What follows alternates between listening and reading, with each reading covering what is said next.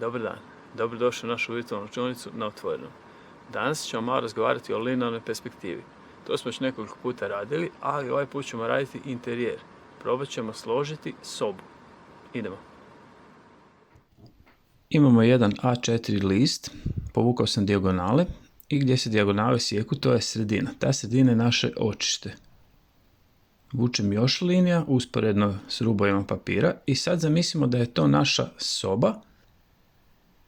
Ušli smo u sobu i ovaj zid predstavlja pravokutnik s druge strane sobe.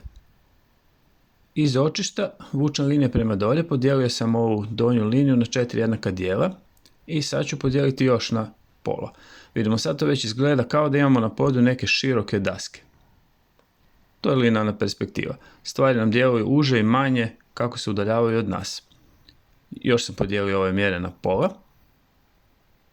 Sad već imamo određenu iluziju prostora. Sad ćemo se još malo igrati, ali preći ćemo na drugi list da vidimo što se još može raditi s podom.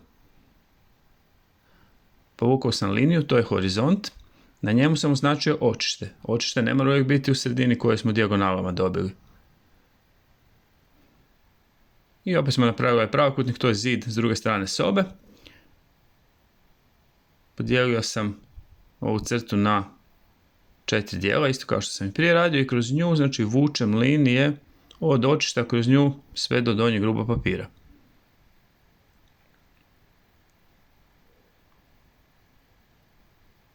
Povučem jednu dijagonalu na toj donjoj plohi, tu gdje se dijagonala sječe s tim crtama, povučem linije. To nam je u biti pomoć ako radimo neki uzorak sličan pločicama. Sad imamo dojam, evo možemo još jednu dijagonalu povući, provjeriti. Tamo gdje se dijagonala presječe s ovim crtama, tu moramo staviti vodoravne linije i to će nam u biti pomoći kad slažemo neki uzorak pločica na podu. Umjetnici uvijek koriste takve uzorke pločica, a pločice su idealne za linearnu perspektivu. Znamo, pločica je jednake veličine i ona koja je pored nas pola metra i ona koja je 5 metara dalje od nas. Ali u prostoru ovako to crtamo, to djeluje kao da je svaka manja, kraća i uža. Evo, malo kad ih naznačimo ovako s olovkicom, to nam stvarno daje privid prostora.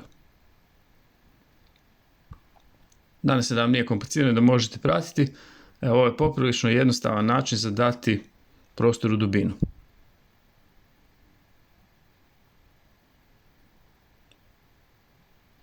Evo, kad okrenem, to može funkcionirati i kao strop. Znači, isti je princip, bez obzira je li to gore ili dolje. Ajmo na novi papir. Opet radim isto, znači stavio sam horizont, očište na njega i ove linije, znači ovaj pravokutnik stavljam, linije su usporedne s rubovima papira i to nam je, znači, zid s druge strane sobe. Iz očišta, znači linearna perspektiva s jednim očištem, kad god ne znamo kud povući crtu, uvijek idemo u to očište. Evo, opet sam radio istu stvar, podijelio sam na jednake dijelove ovu crtu, znači to možemo i s ravnomjerno mjeriti, kroz nju povučem, znači od očišta kroz te točkice koje sam označio, povučem liniju i opet smo dobili neki uzorak kao da su, recimo, daske.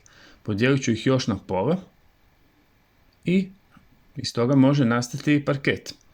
To bi sad trebalo puno ljepše raditi, ali ovako za skicu, za prvi put, znači samo da vidimo da to u principu uopće nije komplicirano. Evo, malo crtica, onaj uzorak riblje kosti i to nam već djeluje kao da imamo na podu parket. I to nam daje određeni privid prostora, odnosno dubine prostora. Sad bi se mogli početi zabaviti sa zidovima. Na zidovima uvijek mogu biti, recimo, prozori, slike. Povukao sam jednu liniju koja je usporedna s rubom papira i s njenih krajeva vučem linije u očište, znači uvijek u očište. Evo, povukao sam dijagonale s te plohe i sad ću naći gdje bi nama trebala biti sredina.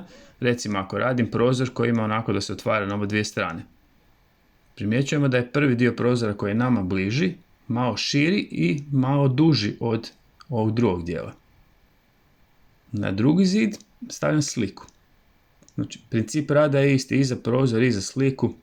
Povukao sam liniju koja je usporedna, paralelna sa rubom papira i s ovim crtom koja predstavlja zid s druge strane sobe i vučem linije u očište. Ajmo preći na drugu sobu, pa na tom zidu napraviti nešto malo drugačije. Znači, isti početak rada, linija, i iz tih linija s krajeva idem u očište. ali ovaj put bi to mogla biti recimo polica za knjige. Znači kad god povučem liniju, a radimo linearnu perspektivu s jednim očištem, znamo kud moramo ići. Povučemo liniju u očište. Probajte vući lagano te linije sa olovkom, ja u principu pritišćem puno više nego što bi trebalo da se to vidi na snimku i to mi poslije otežava čišćenje tih linija.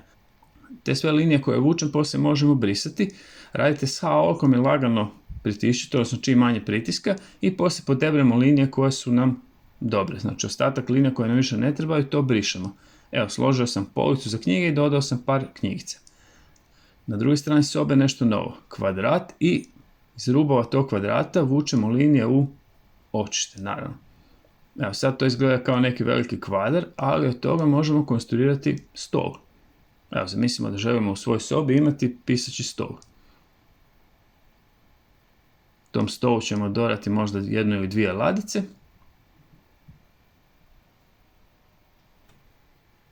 Na stolu možemo složiti recimo monitor, tom monitoru ćemo dati tastaturu, odnosno tipkovnicu, stavit ćemo još računalo, povući ćemo linije, znači uvijek u očište. Svaki predmet koji radimo treba djelovati 3D i s obzirom da se držimo znači, linearne perspektive s jednim očištem, sve linije idu u to očište.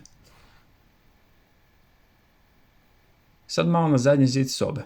Stavit ćemo recimo sliku. S obzirom da je slika više manje, znači centimetar, 2-3 debljina okvira, tu se ne vidi toliko linearna perspektiva, pa evo ne moramo vući crte u očište, taj zid je frontalno prema nama okrenuti, znači samo crtamo onako kao što bi uvijek crtali. Na primjer, neki put na tom zidu može biti nešto što je više onako izbočeno u prostor. Napravio sam pravokutnik, iz kutova tog pravokutnika vučem linije u očište i iz toga može nastati polica za knjige. Pored možemo dodati sliku.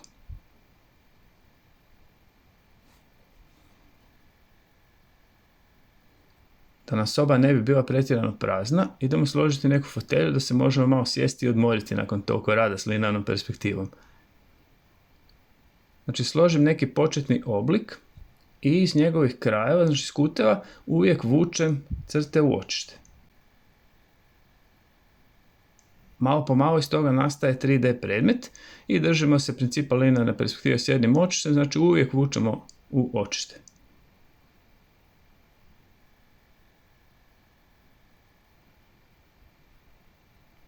Probajte si zamisliti neku zanimljivu fotelju i uvijek kad dodamo još malo sjene, predmeti stvarno onako počnu ličiti da su trodimenzionalni.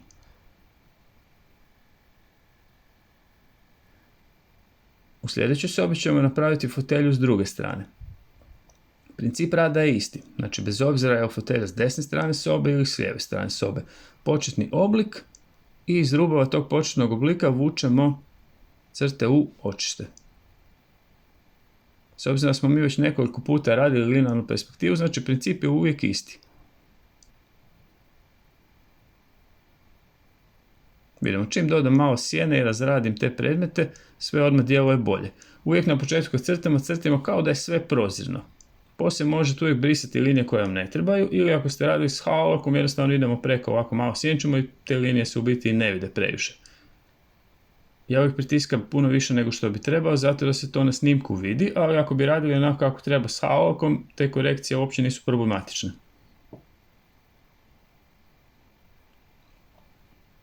Idemo na strop, dole ćemo rasvjetu, znači nam nije mrak u sobi. Znači početna linija usporedna s rubom zida i s rubom papira. Evo recimo u ovoj sobi mogu dodati tepih i na tom tepihu može biti stol.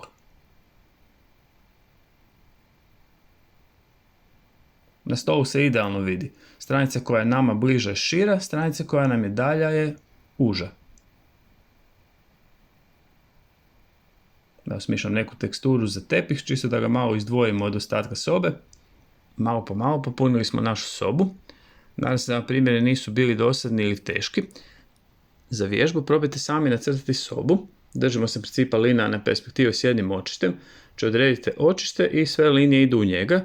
Razmislite šta bi sve moralo biti u vašoj idealnoj sobi. I znamo već. pustimo se, budimo kreativni, bit će sve ok. Sretno!